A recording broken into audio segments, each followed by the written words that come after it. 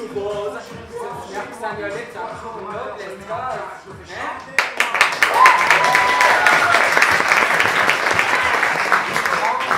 Now, in place and in time. When playwrights all wrote in rhyme, thus asking actors and audience alike to speak and to listen just like little types, enjoying a reading of green eggs and ham, or some of it belongs to the clan.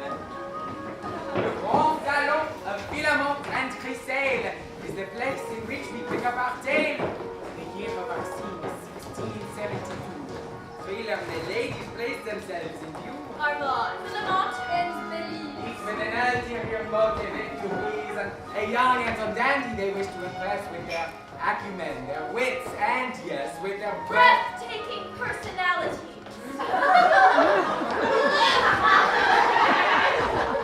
It's all very flattering for this clever young man, a charmer, a poet, a fraudrichon. Filament has designed that this poet wed her younger daughter, Henriette. But Henriette, not your typical coquette, finds her mother's nagging and reason to be upset. For Henriette, you see, has designs of her own, and is in fact quite independent phone.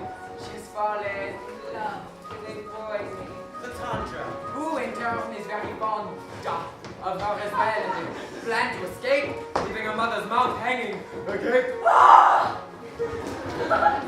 Filament's husband, they kindly Marcel, feel emasculated on a grand scale. so in an effort to regain his power, his wife wishes he seeks to deflower. Unlike the desire of the dogs regarding Henriette, or give the single entente. Chrysale is a proverb by the name of Ariste, who wants only the best for his favorite niece. Keep an eye on him as we proceed. You may be surprised at his devious deed. You'll notice a servant by the name of Loki, who will scurry and hustle to keep everything clean, and a rambunctious maid whom we call Martine. who may very well steal a scene.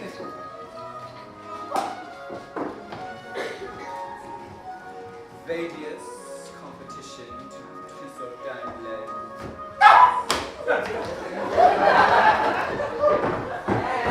a notary stuck by to tie up loose ends. For me, Julian, ballet. I'm really important to this play. Indeed, you are. That is very quite perhaps if not for you, As for the rest of the intricate plot, suffice it to say that you'll learn a lot by listening carefully to our players' rhymes. Make your lucky stars with another troupe of mimes. Places! Merci, places! Now, your imagination, please employ. Suspend disbelief, sit back, and enjoy.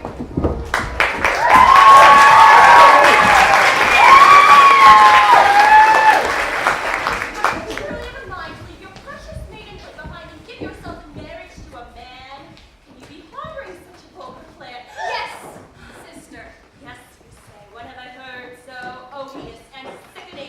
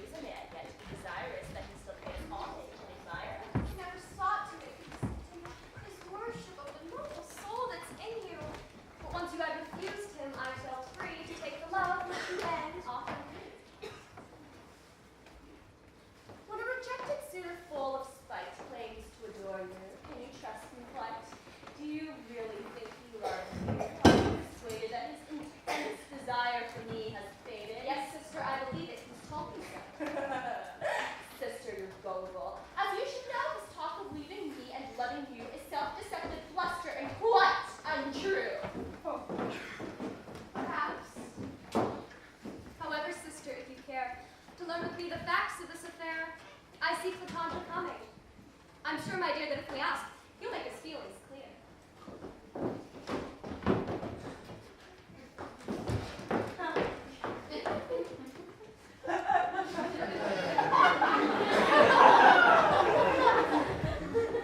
My sister has me in uncertainties as to your heart's affections. If you please, Clatandra, tell us where your feelings lie. To which must make plain you, she or I. No, I'm not going to make you reveal so publicly the passion which you feel. You are, I'm sure, reluctant to confess your private feelings under such duress. Madam, my heart, unused by pretense, does not reluct to state its sentiments. I'm not at all embarrassed and can proclaim wholeheartedly, without reserve or shame, that she whom I most honor, hold most dear, and whose devoted slave I am, is here. Take no offense. You've nothing to resent. You made your choice, and so should be content. Your charms and thought we once, as many a sigh and warm perfection could testify. I offered you a love which could not fade. Yet you disdain the conquest you had made. Beneath your tyrant gaze, my soul has borne 100 bitter slights in every scorn, till, wearing it at last of whip and chain, hungered for a bondage more humane. Such have I found, madam, and these fair eyes, whose kindness I shall ever love and prize. They have not spurned the men you cast aside, and won by their regard my tears are dried. Now, nothing can persuade me to be free of this most amiable captivity. And I entreat you, madam, do not strive to cause my former feelings to revive, or sway my heart as once you did, for I propose to love this lady till I die. Well, sir, what makes you fancy that one might regard you with jealous appetite? You're fatuous indeed to harbor such a thought, and very rash to say as much. Steady now, sister. Where's that discipline of soul which reigns one's lower nature and it keeps one's temper under firm command? And you, dear, are your passions well in hand when you propose to one a man without the leave of those who brought your life about? You owe your parents a complete submission and may not wed except by their permission. Your heart is theirs and you may not bestow it. To do so would be wicked and you know it. I'm very grateful to be thus instructed on how these matters ought to be conducted. And just to prove to you that I've imbibed your teachings, I shall do as you prescribed. Clatandra, I should thank you if you went and gave for my dear parents their consent, so that without the risk of wickedness, I could return the love which you profess. Now that I have your gracious leave, I'll bend my every effort towards the happy end.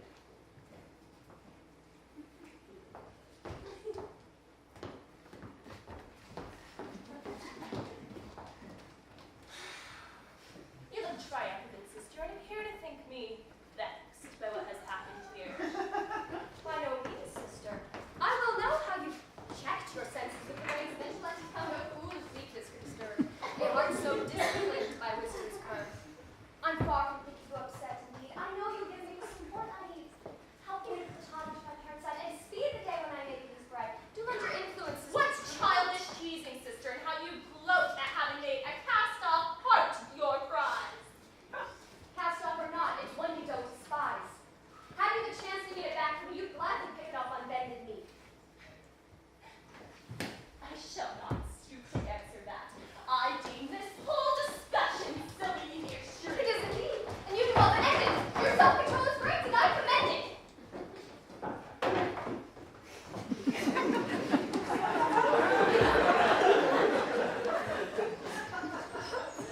Your frantic vow left her quite unnerved. Such frankness was no less than she deserved. Given her haughty airs and her foolish pride, my blunt words were entirely justified. But now, since you have given me leave, I'll seek your father. It's to mother you should speak. My gentle father would say yes, of course. But his decrees, alas, have little force. Heaven blessed him with a mild, concessive soul, which yields in all things to his wife's control. But she rules the house, requiring him to treat as law her every royal whim. I wish her more disposed to please my mother, and indulge my ample ease, by humoring her fancies and thereby making them view you in a kindly eye. My heart's too frank for that. I could not praise even in your sister such outlandish ways. And female sages aren't my cup of tea. A woman should know something, I agree, of every subject, but this proud desire to pose as erudite, I can't admire. I like a woman who, though she may know the answers, doesn't always let it show, who keeps her study secret, and in fine, though she's enlightened, feels no need to shine by means of pompous word, rare quotation, and brilliance on the slightest provocation. I much respect your mother. Nonetheless, I can't encourage her in foolishness, or agree with everything she says, and laud her intellectual hero, who's a fraud. I loathe her Monsieur Toussaint. How can she so esteem so ludicrous a man, and class with men of genius and of vision? A dunce whose works meet always with derision, a bore whose dreadful books meet one and all as wrapping paper in some market stall. All that he writes or speaks, I find no more. I could agree with all you say and more. But the creature has my mother's ear. He's someone you should cultivate, I fear. A lover seeks the good opinion of all who surround the object of his love, and so that no one will oppose his passion, treats even the house dog in a courtly fashion. You're right. Yet Toussaint, I must admit, so earnestly there's no controlling it. I can't, to gain his advocacy, stoop to praise the works of such a nincompoop. So first let me introduce me to him. Before I ever saw the man, I knew him. From the bound way he wrote, I saw the deed, but in the flesh must be his qualities. The absolute presumption, the complete and dauntless nature of his self-conceit. The calm assurance of superior worth which renders him the smuggest man on earth, so that he stands in awe and holds himself before his volumes ranged upon the shelf, and would not trade his baseless reputation for that of any general nation. If you could see all that, you've got good I eyes. saw some more, for I could visualize by studying this dreadful poetry just what the poet's lineaments might be. I pictured him so truly one day that seeing a foppish man in a fillet, I said, "That's Toussaint, by God," and found upon inquiry that my hunch was sound. What a wild story. Not at all. It's true. But here's your aunt. If you'll permit me to, tell her of our hopes and hope that she will urge your mother to approve of me.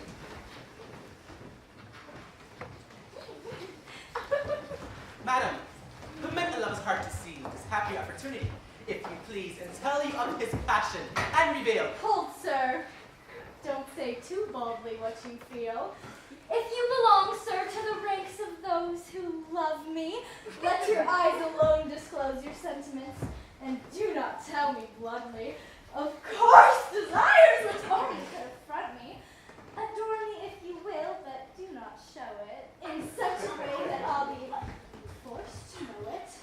Worship me inwardly, and I shall brook it, if through your silence I can overlook it. But should you dare to speak of it outright, I'll banish you forever from my sight. My passions, madam, need cause you no alarms. It's Henriette who's told me about her charms, and I entreat your generous soul to aid me in my design to wed that charming lady. Oh, what a subtle dodge. You should be proud. You're very artful, it must be allowed. In all the novels that I've read, I've never encountered any subterfuge so clever. Madam, I meant no witty indirection. I've spoken truly of my heart's affection. By heaven's will, by ties that cannot part, I'm bound to Henriette with all my heart. It's Henriette I cherish, as I've said, and Henriette who I aspire to wed. All that I ask of you is that you lend your influence to help me gain that end.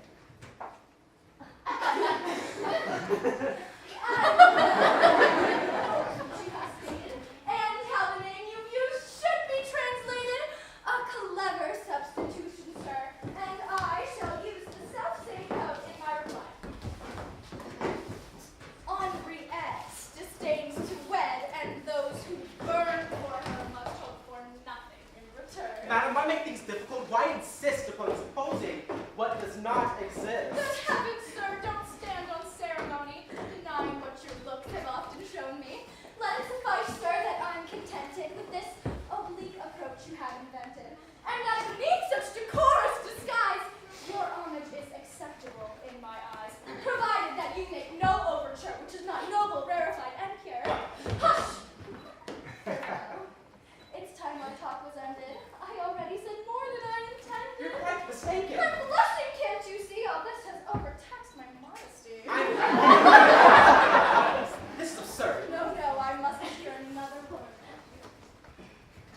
The devil take her and her addled brain, what stubborn fancies she can entertain. Well, I'll turn elsewhere and shall hope to find support from someone with a balanced mind.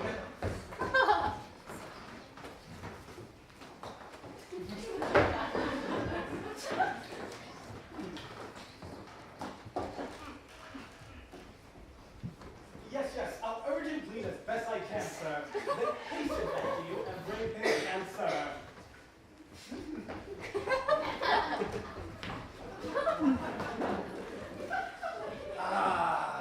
Lovers! How very much you have to say. What do they display? Never mind. God be with you, brother dear. And you, dear brother. No, but I'll politely learn it. Do tell. I think you know Clitondra rather well. Indeed, he calls her Ramsey every day. And what is your opinion of him? Pray. He's a man of honor, breeding, wit, spirit. I know few lads in the noble marriage.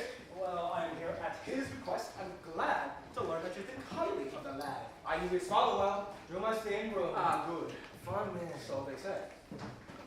We were both young then. 28 or so, and a pair of dashing gallants. I know. Oh, I'm sure of it. Oh! Those dark-eyed remains. The who tell him talk about our escapades and more than us instead. Oh, no doubt. But let me broach the matter that I came about. I'm here to speak for young Clitondra and let you know his deep love for Henriette.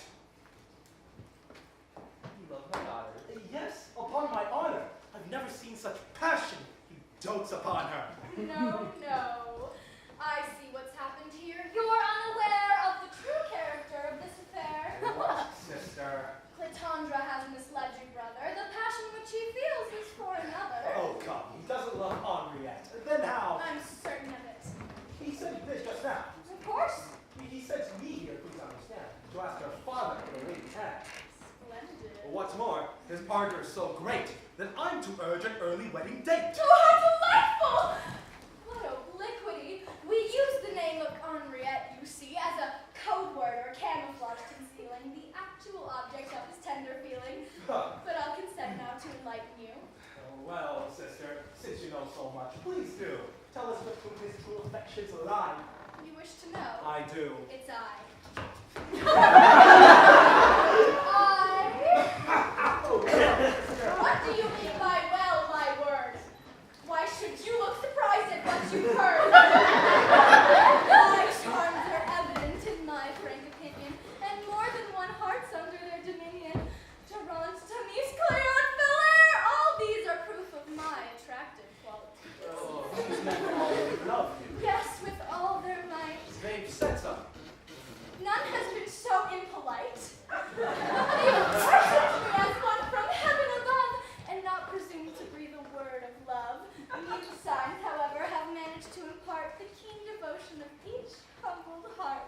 Denise is almost never seen here. Why? His reverence for me has made him shy. Durant reviles you in the harshest fashion. He's seized at times by fits of jealous passion. Cleopas lately married. So has Valère. That was because I drove them to despair. Sister, don't your fantasies, I fear. Get rid of these chimeras, sister dear. Chimeras! Chimeras, did you say? I have chimeras! Well, how very gay! May all your thoughts, dear brother, be those which you dared just now to call chimeras!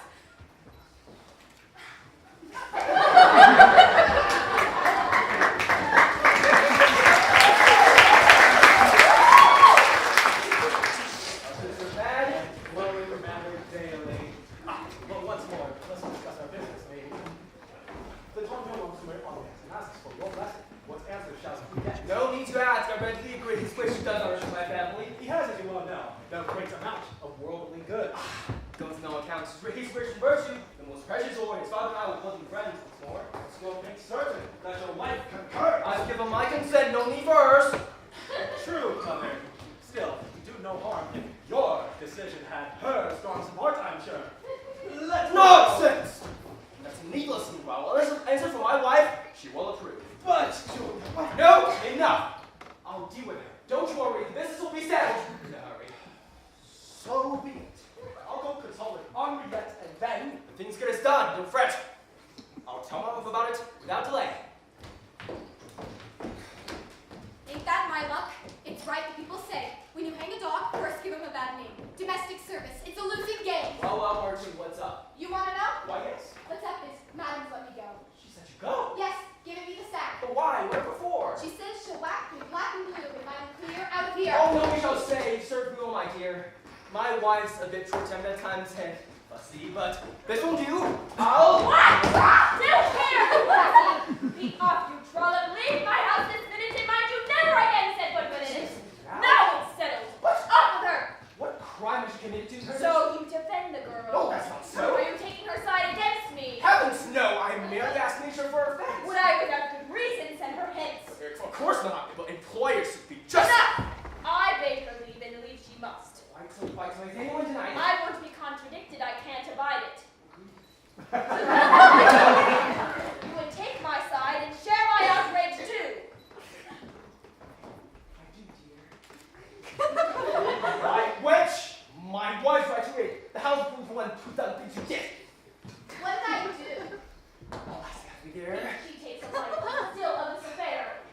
What caused you, how did all this begin? Did she break some mirror or pieces of porcelain? Do you suppose that I'd be angry at her and bid her leave for such a trifling matter?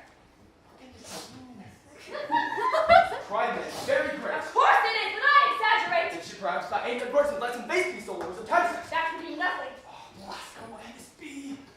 She caught citizen dishonesty. Far worse than that. Far worse than that! Far worse. Oh, for shame, you drumhead!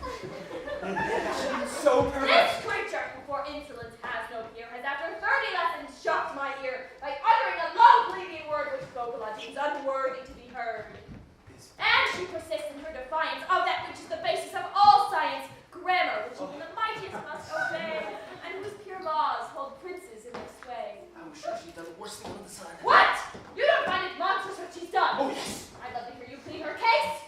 Not I. It's true, her speech is a disgrace. How long we've taught her language and its laws, yet still she butchers every phrase or clause. I'm sure your preachings is all well and good, but I wouldn't talk your jargon if I could. She dares describe as jargon, a speech that's based on reason and good usage and good taste. If people get the point, that's speech to me. Fine words don't have no use that I can see. Hark! There's a sample of her style again. Don't have her own. Oh, educable brain, how futile have our efforts been to teach your stubborn mind the rules of proper speech. You've coupled don't with no. I can't forgive that pleonasm, that double negative. Oh, Lord, man, I ain't studious like you. I just talk plain the way my people do. What ghastly solecism! I could faint. How the ear shudders at the sound of ain't. With ignorance like yours, one struggles vainly. Plain is an adjective. The adverbs plainly. Shall grammar be abused by you forever? Me? Abuse grammar?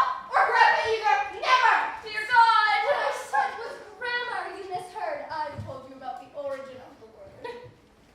Let it come from Cassie, Pontois, or Shiloh. It's Greek to me. Alas, what do you know, you peasant? It is grammar which lays down the laws which govern adjective and noun, verb and subject.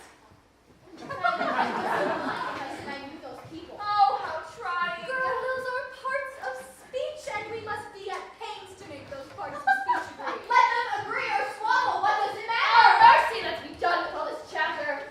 Sir, will you bid her go and leave me in peace? Yes, yes. I must give you a caprice. Martin, don't wax it further. You best depart.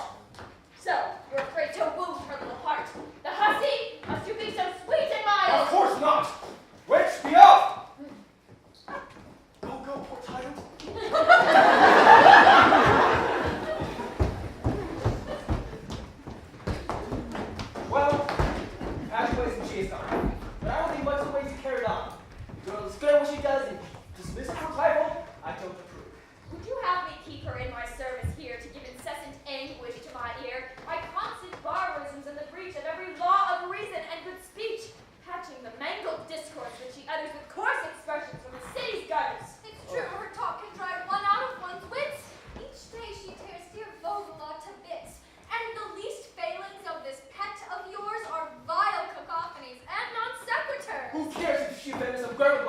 long as she doesn't offend as a cook. If she makes a tasty salad, it seems to me that her subject and verb do not agree. Let all talk be barbarous if she will not burn up that beef or roast up the pot. I will not languish on nor spy. Vogla and pie. Melia, Bonsack, with all the learned rules, mine in the kitchen. Lots of fools. I'm stunned by what you've said and shocked at seeing how you who claim the rank of human being rather than rise on spiritual wings, give all your care to base material things. This rag, the body, does it matter so? Should its desires detain us here below? Should we not soar aloft and scorn to heed it? My body's myself and aim to feet. Not perhaps, but one of which I'm fond. Brother, twixt flesh and spirit there's a bond.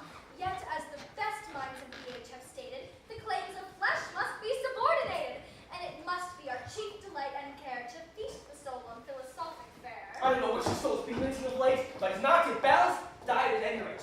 Show me the womanly solace of truth. Womanly! That word is old and crude. It reeks in fact of its antiquity. It sounds old-fashioned and absurd to me. See here, I can't contain myself. I mean, drop the masterful ones and lift my spoon. The whole world thinks you man and I am.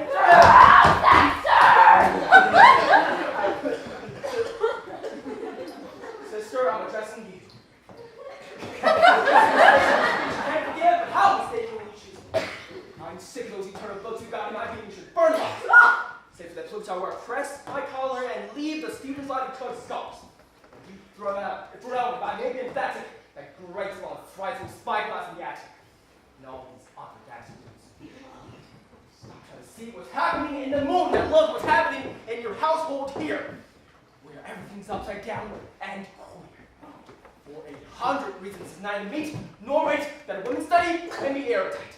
To teach her children manner, overlook the household, train the servants, and the cook, and keep a 50 budget. These should be her only study and philosophy. Our fathers have saying which made good sense. A woman's polish her talent is enough, they said, if she had passed the test to tell her riches from a best. Their wives great nothing, yet their lives were good. Domestic law was all they understood, and all their books were needles and thread, with which they made their daughters choose all, stitch by stitch. But women scorn such modest arts of late. They won't just scramble and contemplate. No mystery sleep on the plum. It's their stranger house of Christendom. Than mine, where women are as mad as hags, and everything's known except what matters. They know how Mars, Moon, and Venus turn Saturn too. That's not my concern. What with all these vain and far-fetched longing, they don't know what my roots of baby sperm. Servants who now aspire culture to do anything but what they're paid to do. Thinking all this household things about, and reason yes to reason out. One spoils us all's word in the dictionary, one mumbles first and one asks for sherry because they ain't falling shapes, sir. In you, I keep 6 servants, and they're not servants! One for which remained who hadn't caught the prevalent, the sea's lofty thought. And now, says Vogla, my fighter lacking grammar. You've blown up with center packing!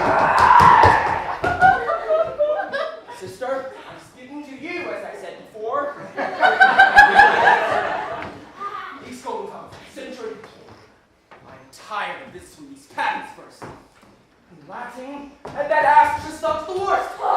It's flattered you in many a written sonnet. There's great form of curved beads upon it.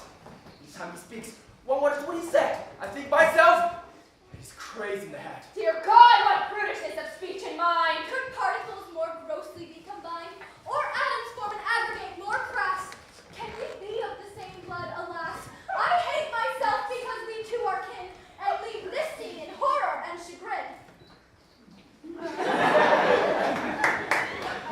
Have you other shots to fire, or are you through? I know, no more crowing down with you.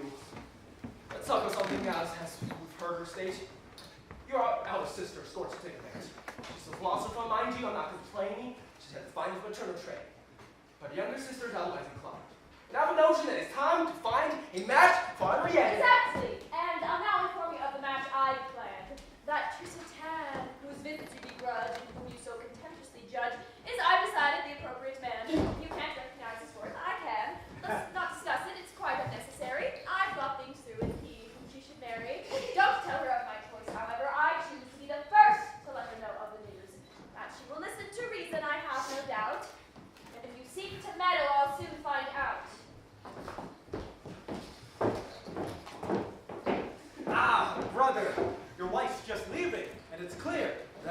she has had a conference here. Yes. Well, shall Latondra have his honor yet? Is your wife willing? They be sent. Not altogether. What, she refuses? No. Is she wavering then? I wouldn't describe her so. What then? Well, there's someone else whom she prefers. For a son-in-law. Yes. Who is this choice of hers? Well, 'tis a tale. What? That ass, that figure of fun, absolute versus line? Yes, that's the one. Did you agree to him? I know, God forbid. What did you say then? Nothing. What I did was wise, I think, for it left me uncommitted. I see. What strategy? How nimble-witted! Did you at least suggest Latondra, brother? No. When I find her partial towards another instinct best not to push things, then there. Your prudence, truly, is beyond compare. Aren't you ashamed to be so soft and meek?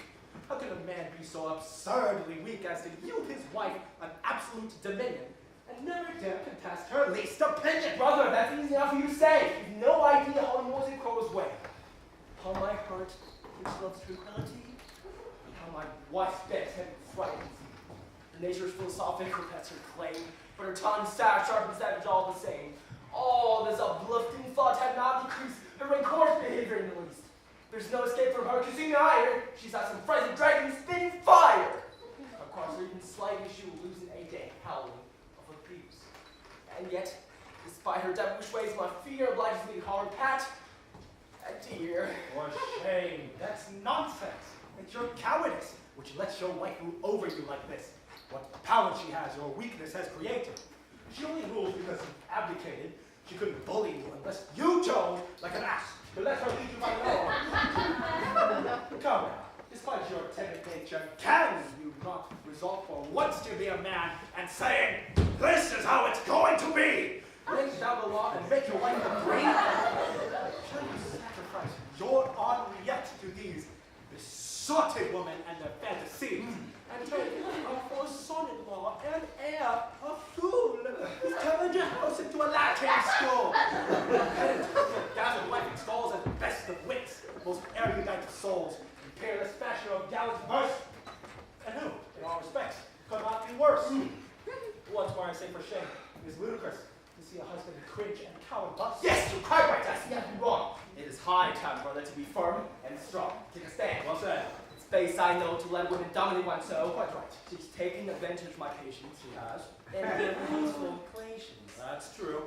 She will learn this very day, my daughter's mine, and shall have my way. And where to amend who pleases me? Now you're the master as I have you be. Brother, as the Total spokesman, you know where to find him. Send it to me. I'll go this instant. You are my wasn't trust. You swore that I'll be a man at every cost.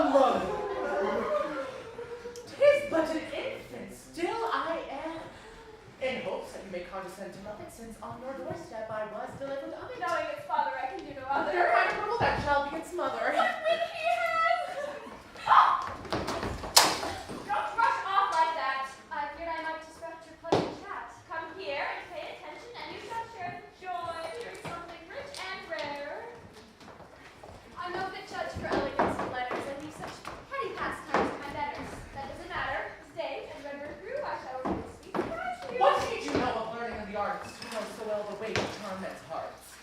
Sir, I know neither, nor is it my ambition. Oh, please, let's hear the infant composition. Quick, boy, some chairs.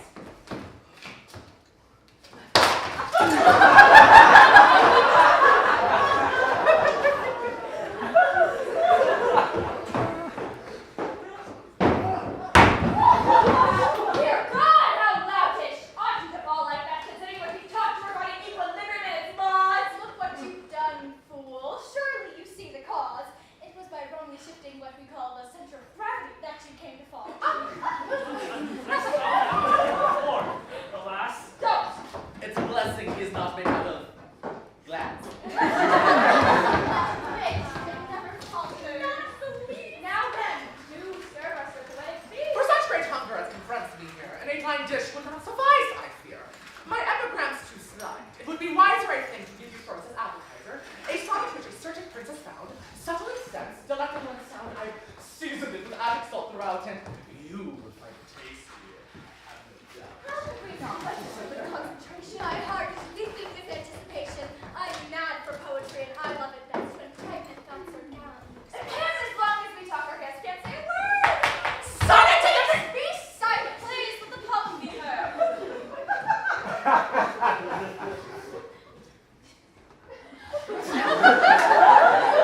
sonnet to the Princess Urania regarding her fear. Oh. Your prudence, madam, must have drowsed when you took in so hot a foe, and let him be so nobly housed, and feast and regaled him so. A fine first quatrain. And the style, how gallant, metric flowy as a matchless time. Your prudence must have drowsed. A charming touch. So hot a foe delights me quite as much. I think that feast and regale conveys a sense of richness in so many ways. Let's listen to the rest.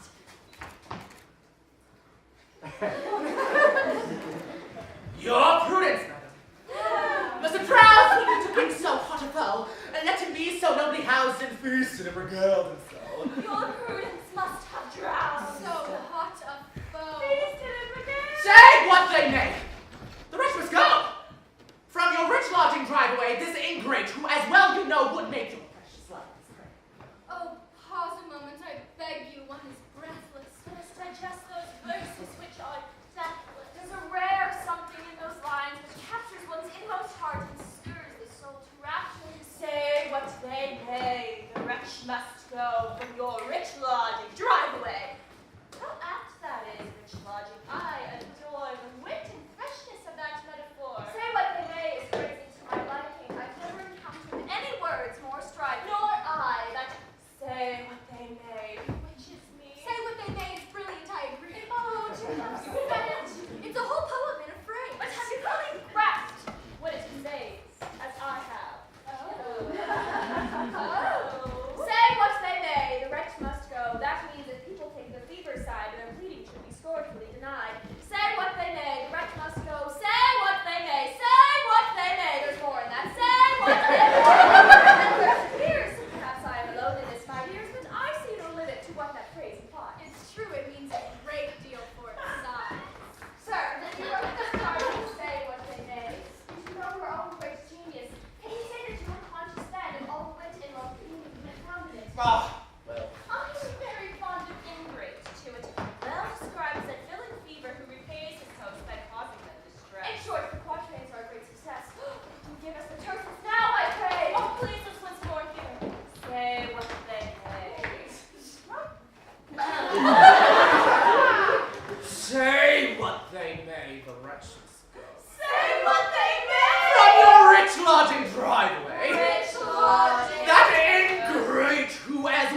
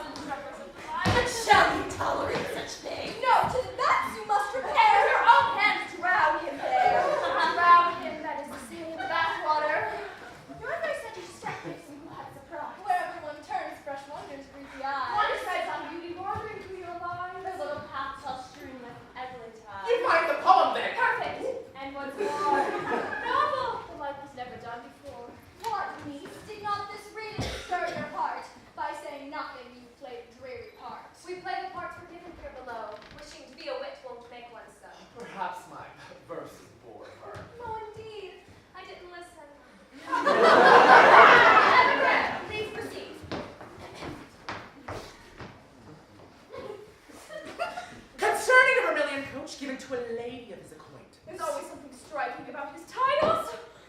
The readiness for the wit of his recital.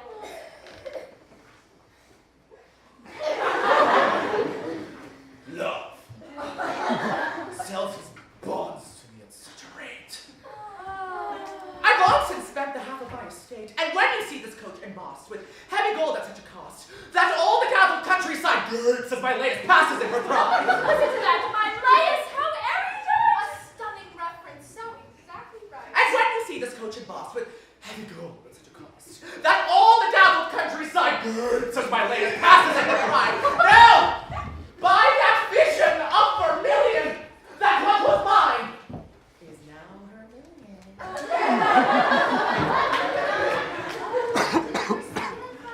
We have no subtler epigrammatist. No, by that vision of vermilion, that what was mine is now her million.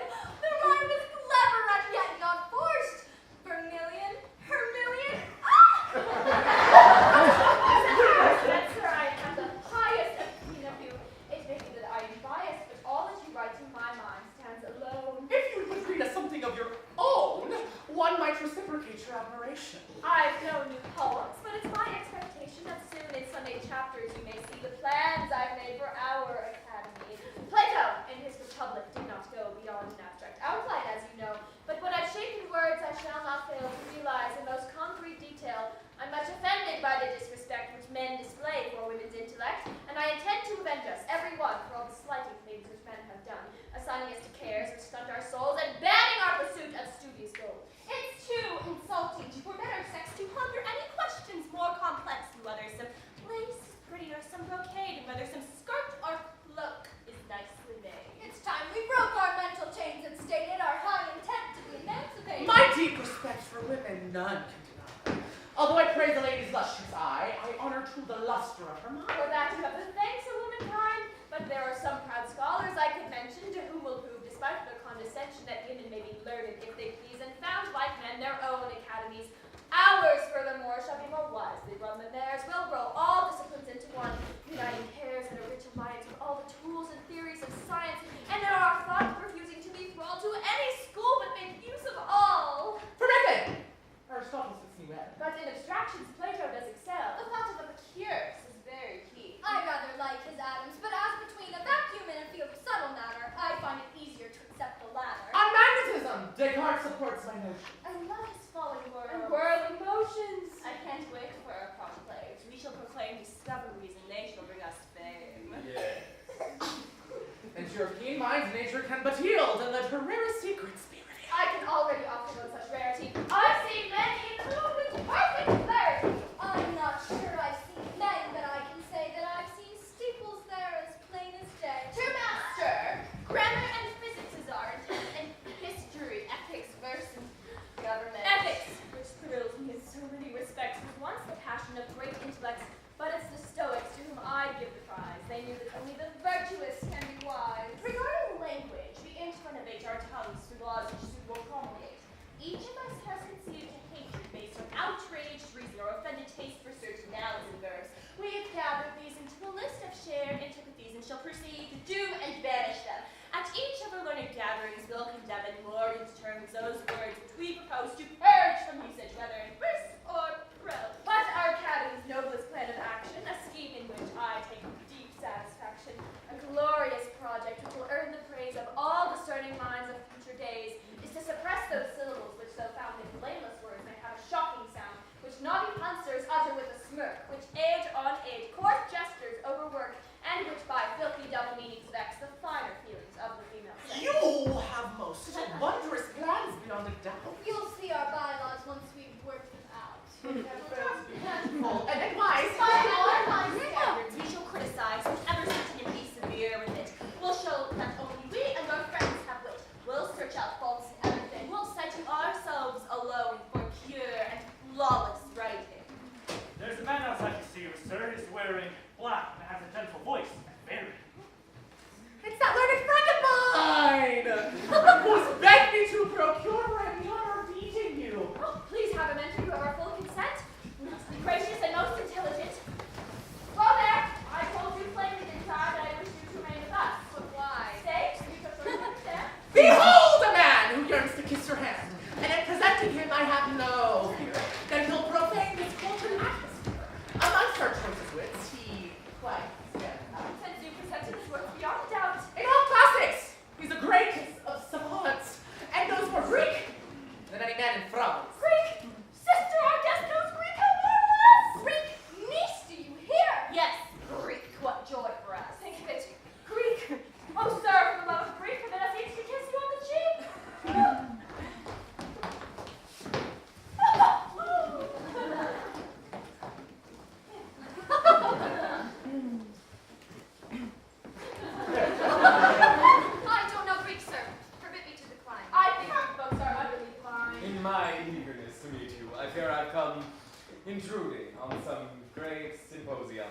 Forgive me, madam, if I've caused confusion. Ah, sirs, bring us no intrusion. My learned friend does wonders too in verse and prose, and might as well show us something, if he chose. The fault of authors is their inclination to dwell upon their works in conversation, and whether in park or parlor or at table, to spout their poems as often as they're able. How sad. See the right to play the extorter, demanding oohs and ahs from every quarter, and forcing any gathering whatever to tell him that his labored verse is clever. I've never embraced the folly of which I speak, and hold the doctrine of a certain Greek that men of sense, however well endowed, should shun the urge to read their works aloud.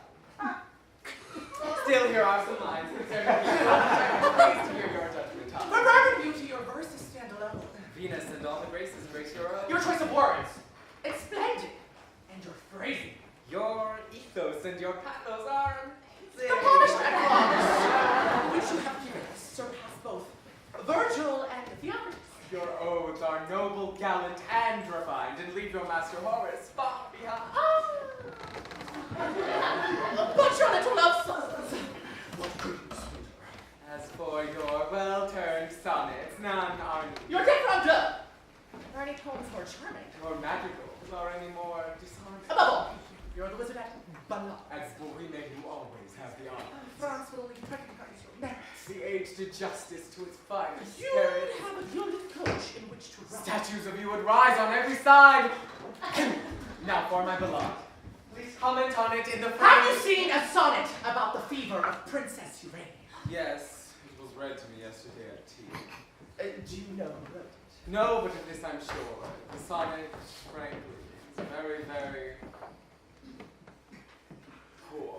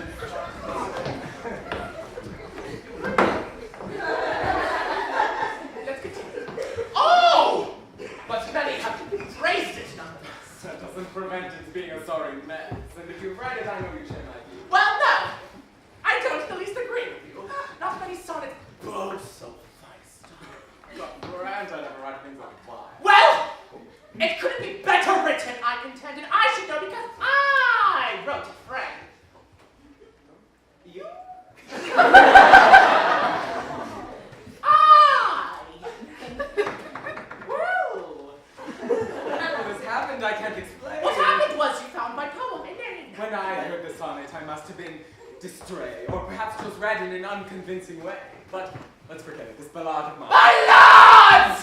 I think are rather asinine. The form's old hat. Has a musty smell. Still, many people like it very well. That doesn't prevent me finding it dull and flat. No, but the form is none the worse for that. The ballad is dear to pedants. They adore it. How curious, then, that you should not be for it. You see in others your own drab qualities. Don't see your own in me, sir, if you please. Be off, you jingling dunce! Let's end this session! You scribbler! You disgrace to the profession! You poetaster! You shameless plagiarist! You ink-stained thief! Gentlemen, please! You go back to the Greek and Romans and pay back the 1,000 things you stole from them, you hack! Go to Parnassus and confess your guilt for turning Horace into a crazy quilt! Think of your book, which cost so little stir. And you, sir, think of your bankrupt publisher! My fame established and very lucky so. Go look at the satire of the Boileau. Oh, go look at them yourself. As I'm treated there more honorably than you, he gives me a passing thrust and links my name with several authors of no little fame, but nowhere do his verses leave you in peace. His witty attacks upon you never cease. It is therefore I who respects the more. To him, you're one of the crowd, a minor bore. You're given a single sword thrust and are reckoned too insignificant to deserve us. But me, he singles out as a noble foe, against whom a stride would blow a blow, betrayed by those many strokes that he is never certain of the victory. My pen will teach you I'm no poetaster, and mine will show you, fool, that I'm your master. I challenge you to first prose Latin and Greek. You'll see each other at Barbie's bookshop in a week.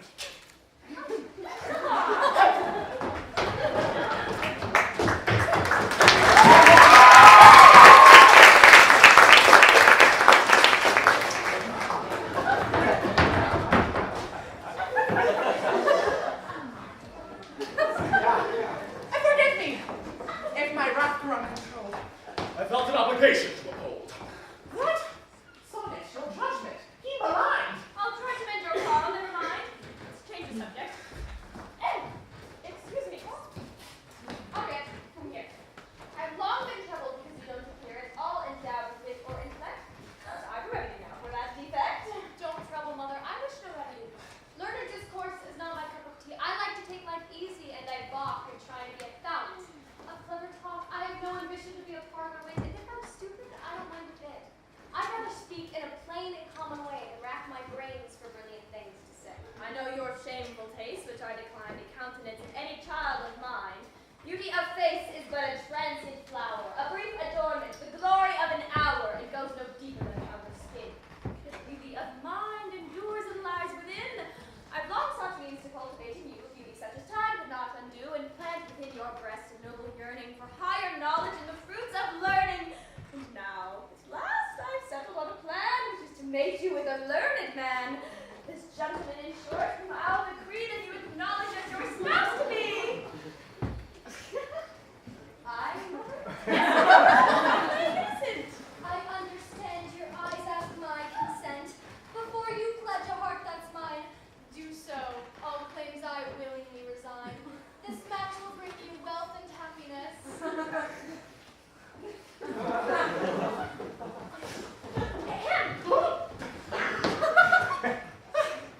My rapture, madam, is more than I can express. The honor that this marriage will confer upon me. Hold. It's not yet settled, sir. No questions. What a reply. How overweening. Girl, if you dare. Enough. You take my meaning. Just let her be. Her mind will soon be changed.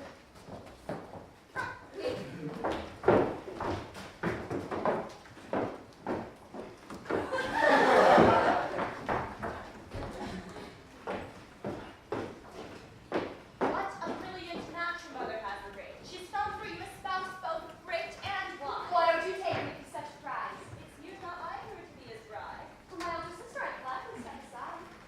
If I, like you, yearned for the white state, I take your offer of so flight of mate. If I, like you, were charmed by Pentry, I think the man a perfect choice for me. Our taste is made of her sister, but we still owe strict obedience to our parents' will, whether or not your fractious and contrary, you'll but demand your mother bids you marry. Now, daughter, you shall do as I command. Take up thy glove and give your hand to this man, and think of him henceforth as the one I've chosen as your husband and my son. In this case, sister, you're easy to persuade. Sister, our parents' will must be obeyed. I'll let the man my father bids me marry. Your mother's blessing, too, is necessary. Just what do you mean? I'm much religious to state that mother has a rival candidate for the hand of Henriette. Hush, you chatter. Don't parade about philosophy. What? Take your seat, please do.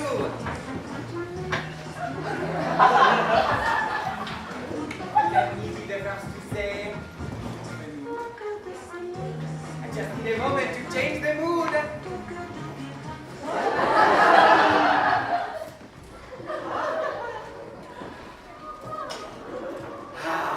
Très bien. Ça va, Madeleine? Oh no, she didn't waver or delay, but with a flourish hastened to obey. Almost before he spoke, she had agreed to do his bidding, and she appeared in me, moved by defiance toward her lover, rather than deference to the wishes of her father. I soon shall show her to whose government the laws of reason oblige her to consent, and whether it's matter or form, body or soul, father or mother who is in control.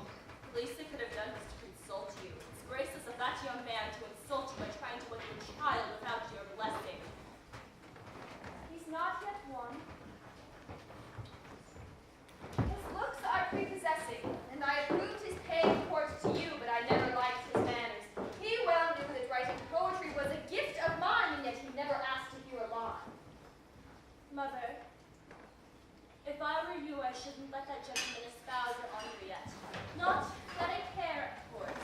I do not speak as someone moved by prejudice or pique, or by a heart which having been forsaken asks vengeance for the wounds which it has taken. For what I endured, philosophy can give full consolation and helping one to live on a high plane, treating such things with scorn. But what he said to you cannot be borne. Honor requires that you oppose the suit. Besides, you never come to like the fruit.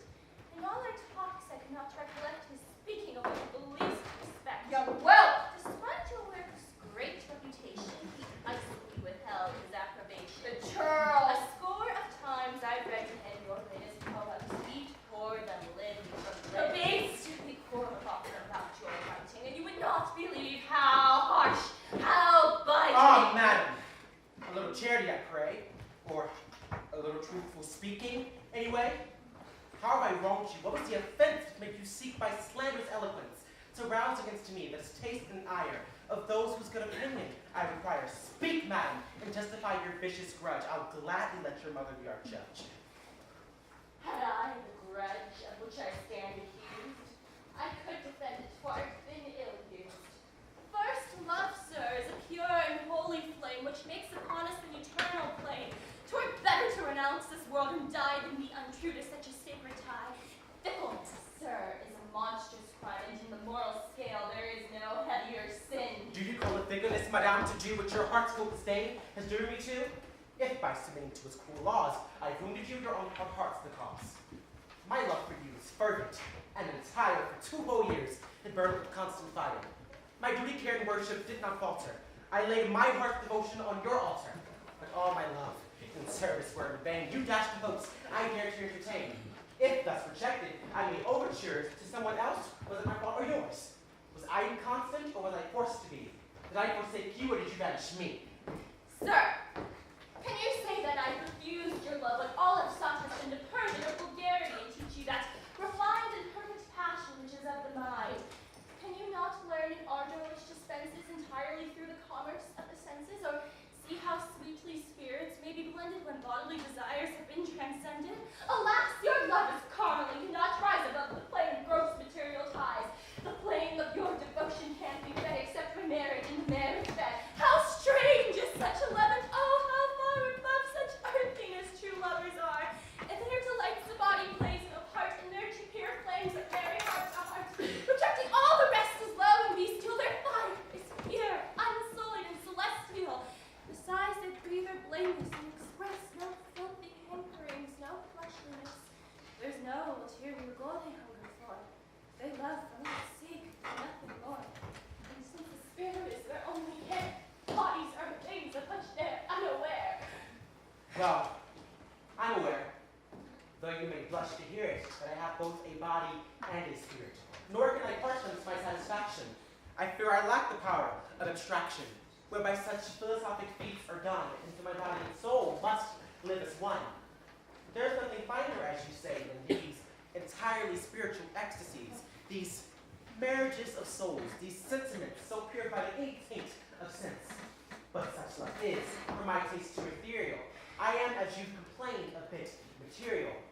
I love with all my being, and I confess that a whole woman is what I would possess.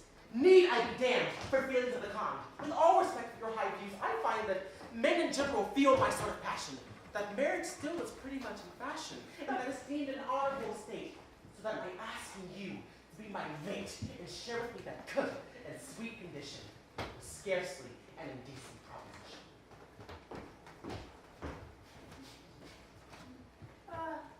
Well said.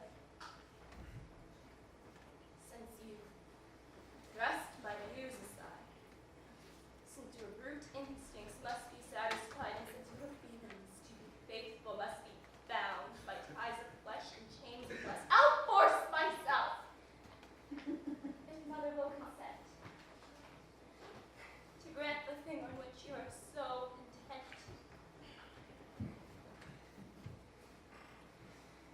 It's too late, madam. A Another's occupied your place if I now take you as my bride. I had wronged a heart which sheltered and consoled me when, in your pride, you treated me so coldly. Sir, do you dream of my consenting to this other marriage which you have in view? Does it not penetrate your mind as yet that I have other plans for Henriette? Madam, reconsider, please. Don't expose me thus to mockeries. Don't put me in the ludicrous position of having Sultan for competition. What a shabby rival. You couldn't have selected a wit as honored, beheaded, less respected. We've many pseudo-wits and polished frauds, whose cleverness the times by taste applauds. But Sultan fools no one, and indeed his writings are poured by all who read, save in this house. His verse is never praised. And I've been repeatedly amazed to hear you laud a piece of foolishness, but had you written it, you would suppress. That's how you judge him. We feel otherwise because we look at him with different eyes. Madam! I'll bring you some startling news I've heard. Last night, a catastrophe occurred. While we were asleep, a comet crossed our vortex and the earth was all lost. Had it collided with the world alas, we would have been shattered into bits, like glass. Let's leave that subject for another time. This gentleman, I fear, would see no rhyme or reason in it. It's ignorance he prizes. Learning and wit are things which he despises. Kindly permit me, madam, to restate your summary of my views. I only hate such wit and learning as twist men's brains awry. Those things are excellent in themselves, but I had rather be an ignorant man by far than learned in the way some people are. Well, as for me, I hold that learning could never twist a man in any way whatever. And I assert that learning often breeds men who are foolish, both in words and deeds. What a striking paradox. Though I'm no wit, I have no trouble, I think, in proving it. If arguments should fail, I'm sure to find that living proofs came readily to mind. The little proofs you gave might not persuade. I did not look far before my point was made. I cannot think myself of such a case. I can indeed. It stares me in the face. I thought it was by ignorance and not by learning, sir, that great fools were begot. Well, you thought. It's a well-known rule that no fool is greater than a learned fool. Our common usage contradicts the claim, since fool and ignoramus mean the same. You think those words synonymous? Oh no, sir. You'll find that fool and pedant are much closer. Fool denotes plain and simple foolishness. Pedant denotes the same in fancy dress. It's clear that ignorance has great charms for you, or you wouldn't defend it as you do. I came to the charms of ignorance when I made the acquaintance of certain learned men. Those certain learned men, it may turn out, are better than certain folk that strut about. The learned men will say so certainly, but then those certain folk might not agree. I think, sir. Madam, spare me, please. This rough assailant is already fierce enough. Join him, pray, and give me a beating. I shall reserve myself now by retreating. You, with your brutal taunts, really thunder. 'Twas you. More reinforcements, I surrender. Sir, witty repartee is quite all right, but personal attacks are in the light. Good Lord, he's quite hurt, as one can tell. No one in France takes ridicule so well. For years he's heard men jibe at him and scoff, but in his smugness merely laughed it off.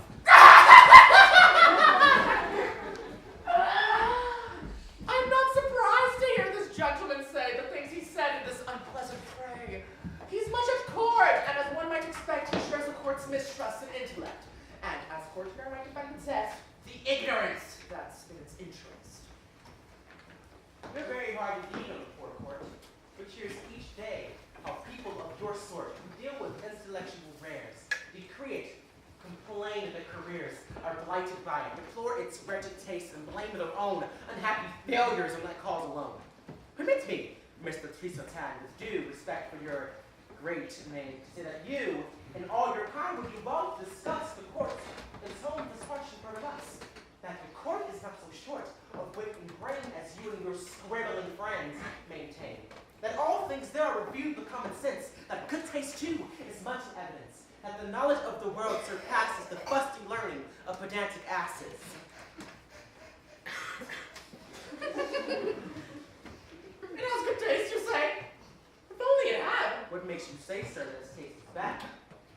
What makes me say so?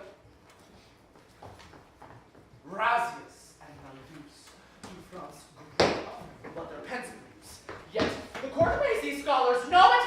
and neither of them have received a pension. I now perceive your grievance. I see you left your own name out for modesty. Well, let's not drag into our debate. Just tell me, how have your heroes served the state? What other writings do they expect, reward, and charge the nation with neglect? Why should they whine these learned friends of yours and not receiving gifts and sinecures? A precious lot they've done for friends. Indeed, their tomes are just what court and country need. The vanity of such beggars makes me laugh as they're set and tight and bound and bound.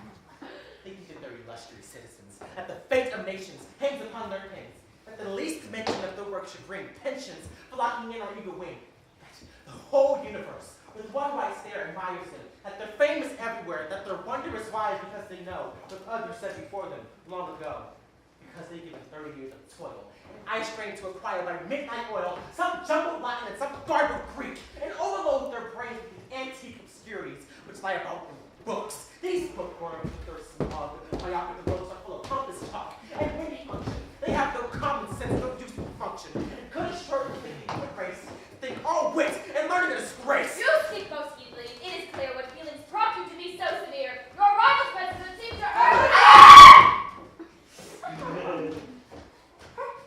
The learned man who came to you lately, and whose ballet I must be, sends you this note by way of you.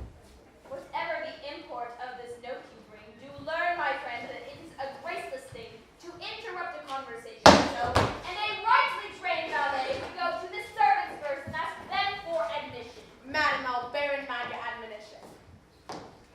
Mr. Tan boasts, madam, that he is going to marry your daughter. Let me warn you that that great thinker is only thinking of your wealth, and that you would do well to put off the marriage until you have seen the poem which I'm now composing against him. It is to be a portrait in verse, and I propose to depict it for you in his true colors. Meanwhile, I am sending herewith the works of Horace, Virgil, Terence, and Catullus, in the margins of which I have marked for your benefit all the passages which he has plundered. Well, well!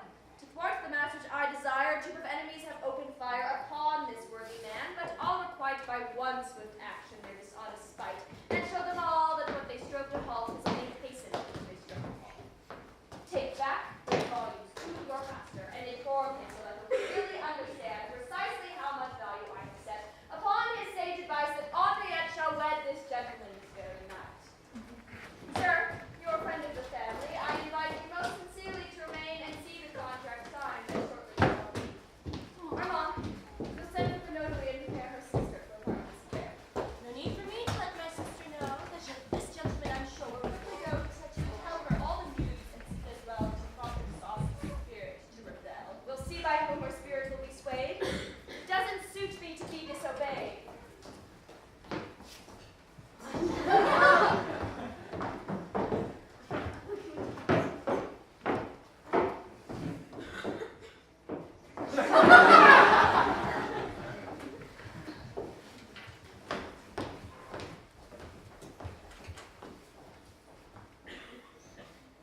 I'm very sorry for you, sir. It seems that things haven't gone according to your schemes. Madam, I mean to do my very best to lift that weight of sorrow from your breast. I fear that your hopes are not well grounded It in may be that your fear will prove ill-founded. your hopes. I believe you. Nor do I doubt that you will do all you can to help me out. To serve your cause should be my sole endeavor. For that, you'll have my gratitude forever.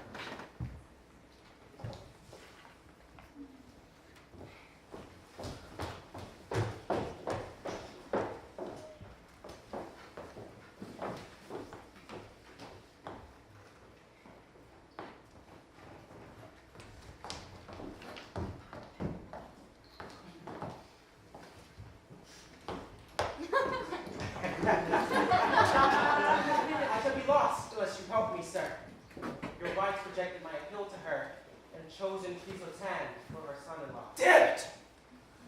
What ails that woman? I never saw one in this just tongue sword hacker. He versifies in Latin, and that's a factor, which makes him, in her view, the better man. To marry them tonight is her plan. Tonight? Tonight. Well then, her plan will miscarry. I promise you that tonight, you two shall marry. She's having a contract drawn by the notary. Well, you shall draw the one for me. Armand has orders to inform this lady of the wedding match for which she is to be ready. And I inform her that, by my command, it is you on whom she shall bestow her hand. is my house and I shall make it clear that I'm the one and only master here. Wait, daughter will join me where I reside. Come, brother, follow me. You too, my son. Please, neither of us know whatever you do. I'll do my utmost for your love and you.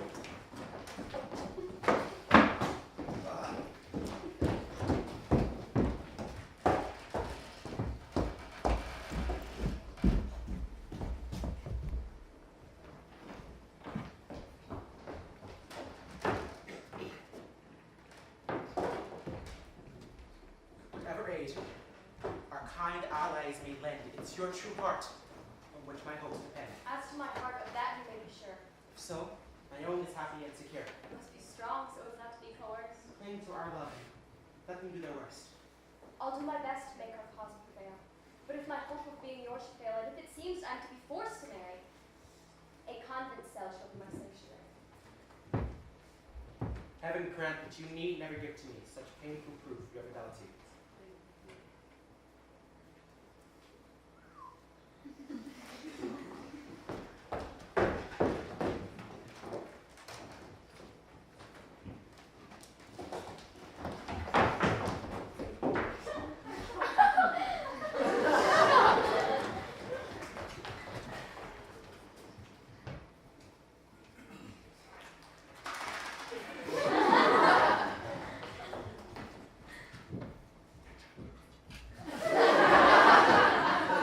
It seems to me that we two should concur about this contemplated marriage, sir. Since it's reduced our household to dissension, do give my arguments your kind attention. I know that you expect to realize by wedding me a dowry of some size, yet money which so many men pursue should bore a true philosopher like you, and this contempt for riches should be shown in your behavior, and not in words alone. It's knowing well that your attraction lies. Your sparkling charms, your soft yet flashing eyes, your airs, your graces, it's in these in which my ravished heart perceives you to be rich. These treasures only which I would possess. Oh, I'm honored by the love which you profess. Although I can't see what I've done to earn it. Much regret, sir, that I can't return it. I have the highest estimation of you, but there's one reason why I cannot love you. A heart's devotion cannot be divided, and it's Clatondra on whom my heart's decided. I know he lacks your merits, which are great, and I would choose to choose them as I may, that you can please me by your gifts and win. I know I'm wrong, but there's no help for it. The reason chides me for my want of sense. My heart clings blindly to its preference. When I'm giving your hand in marriage vow, I'll claim the heart Clatondra possesses now. Then I dare hope that I can then incline that heart by sweet persuasions to be mine. No. No. First love, sir, is too strong a feeling. All your persuasions could not prove appealing. Let me upon this point be blunt and plain, since nothing I shall say can cause you pain. Fires of love which set our hearts aglow are not kindled by men's merits, as you know. They're most capricious. When someone takes our eye, we're often quite unable to say why. If, sir, our loves were based on wise selection, you would have all my heart, all my affection. But luck quite clearly doesn't work that way. Indulge me in my blindness, then I pray, and do not show me, sir, so little mercy as to desire that others should coerce me. What man of honor would care to profit by a parent's power to make a child comply? To win a lady's hand by such compulsion and not by love, would fill with revulsion. Don't then, I beg you, urge my mother to make me bow to her authority for your sake. Take back the love you offer and preserve it for some fine woman who will more deserve it. Alas, what you command, I cannot do. I am powerless to retract my love. How shall I cease to worship you unless you cease to dazzle me with loveliness, to stun my heart with beauty, to enthrall? Oh, come, sir.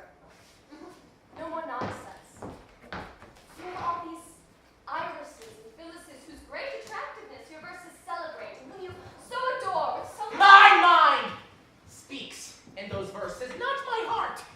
I love those ladies in my poems merely, while only yet alone I love sincerely. Oh, please. If I so speak and I offend, I fear that my offense will not end. My ardor, which I can neither do, belongs for all eternity to you.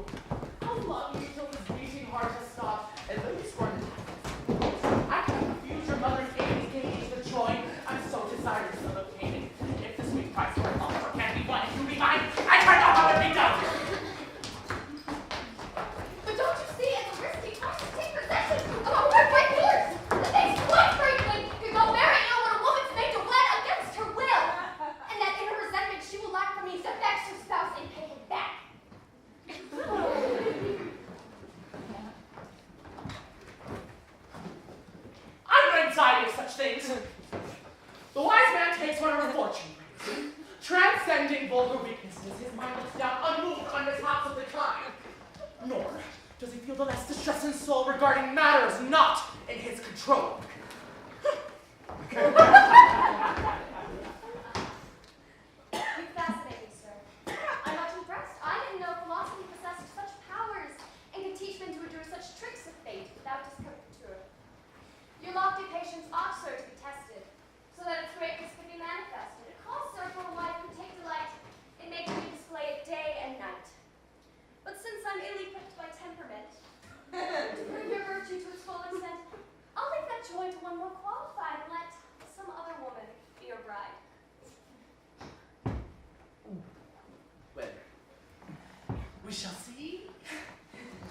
The notary for whom your mother has sent is in the neighboring room.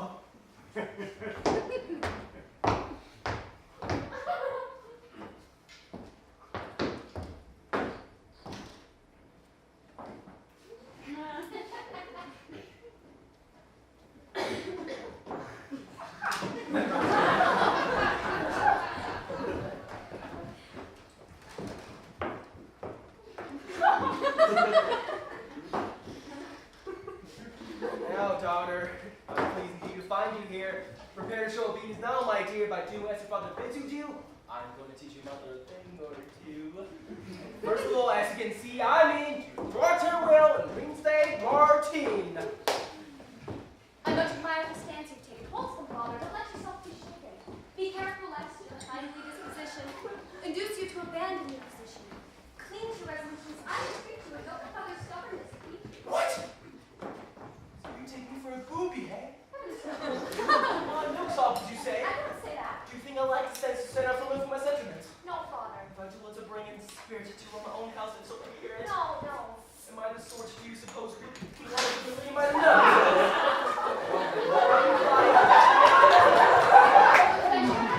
Under this roof, my throne, I say go. No one will be hanged to my governance. Yes, father, quite. This is my family. My soul had. That's so. And I shall name the man my tongue's away. My hands all, I rule your fate. Who questions that? And I will soon demonstrate that in your marriage you might not know voice, and you must accept your father's choice. Father, that's my dearest wish, I pray you. Crown my desires by making me happy. If my contentious wife should dare to take, She's come with the notary at her wing. step on me, all of you. Trust me, sir, I'm here to back you up if need be, never fear. You can't extend the jargon, sir, and write our contract in a style that's more polite. Excellent, madam. Sir, were I to modify a simple word. Such barbarism on the part of France. Can't you at least, for learning's sake, enhance the document by putting the dowry down in talent and drachma, rather than breaking crown and do use eyes and calendar for the date? If I did, madam, what you advocate, I should invite professional ostracism. It's useless to contend with barbarism. Come, come, sir, there's a writing table here. Insolent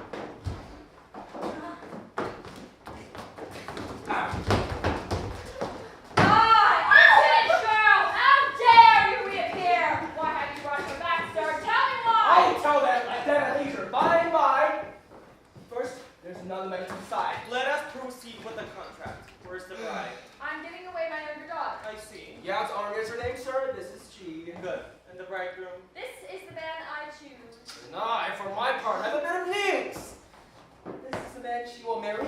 2 brooms. The law requires necessity.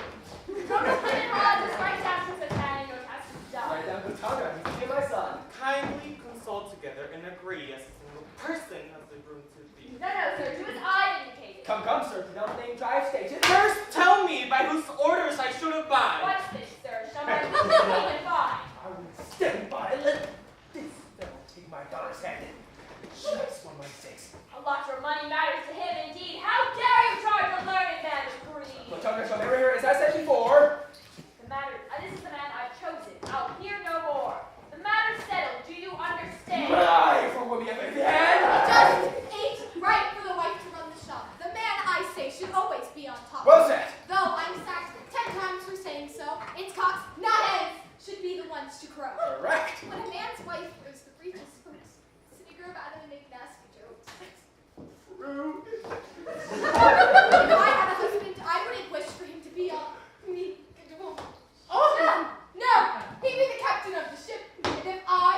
him any lip or crossed him, he'd be right to slap my face a time or two to put me in my place. The views and opinions expressed by Martine in this moment are those of Molière and do not reflect the official views or policies of Voilà Theatricals. The master's heart is rightly set on finding a proper man for Henriette. Yes. Well then, here's Clatondra. Why deny the girl a fine young chap like him? And why give her a learned fool who breaks and drones? She needs a husband, not some bag of bones. Will teach her Greek and be her Latin tutor. This suitor, I tell you, just don't suit her. Right. Oh, we must let her chatter until she's through. Talk is all these peasants know how to do. If I ever took a husband, I've always said it would be no learned man I'd wed. When's not the thing you need around the house, and it's no joy to have a bookish spouse. When I get married, you can bet your life. My man will study nothing but his wife. He'll have no other book to read but me, and won't. So please you, man, no way from me! Has your spokesman finished? Have I not politely listened to all her speeches? Ah, the girl spoke rightly. Well then, to end all squabbling and delay, things now shall go exactly as I say. Henriette shall wed this man at once. Do you hear? Don't interrupt. Don't dare to interfere. And if you've told Clatondra that he may wed one of your daughters, give him Armand instead. Well, there's one way to settle this argument. What do you think of that? Well, you consent. Oh, Father! Oh, sir. There's yet another bride by which he might yet be more satisfied. But that can't be the love we share as one, higher and purer than the morning star. Our bonds are solely of the intellect as well as I hate to interrupt this happy affair by bringing you the tidings which I bear. You can't imagine what distress I feel at the shocking news that these letters will reveal. Oh, it's a attorney. The other is yours. It's only on. What news, dear brother, can be so pressing and distress you so? There's your letter. Read it and you'll know. Madam, I have asked your brother to convey to you this message, advising you of something which I dare not to come and tell you in Owing to your great neglect of your affairs, the magistrate's clerk did not notify me of the preliminary hearing, and you have irrevocably lost your lawsuit, which you should in fact have won. You've lost your case! I don't be shaken so. I'm not at all disheartened by this trivial blow. You teach our heart to take a nobler stance and brave like me the buffetings of chance. This negligence of yours has cost you 40,000 crowns. For it is that amount together with the legal expense which the court has condemned you to pay. Condemned? What shocking language! That's a word reserved for criminals! Sure, your lawyer erred, and you're entirely right to be offended. He should say that the court has recommended that you comply with its decree and pay 40,000 in costs without delay. Oh, what's in this other letter?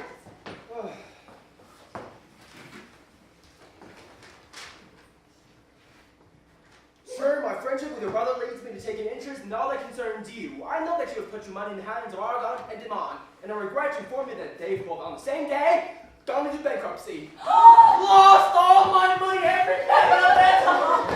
What a shameful outburst, sir! Rise above it! The wise man is born to loss of health. His hope lies not in things, but in himself. Let's finish this affair with no more fuss. His fortune is suffice for all of us.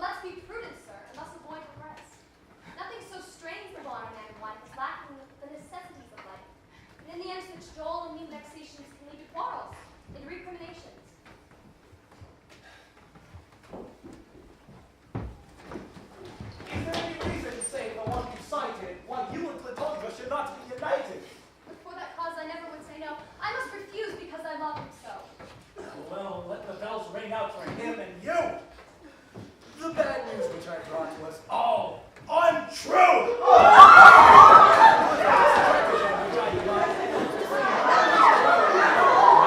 See my sister showing her the baseness of a pet philosopher. Now heavens be praised for that. I'm overjoyed! And false wretch will be annoyed at how the rich festivities of this glad marriage will torment his avarice. Now, son, our firmness and achieved success. And you sacrifice me to their happiness. Daughter, your sacrifice will not be hard. Philosophy will help you to regard their wedded joys with equanimity. Let him be careful lest his love for me drive him desperate to a rash marriage which he will repent. Come, sir. It is time you pass it was through. Draw up the contract, just as I told you to do. Voila! What joy! It all turned out happy. There's just one thing left to say, and that is... Merci!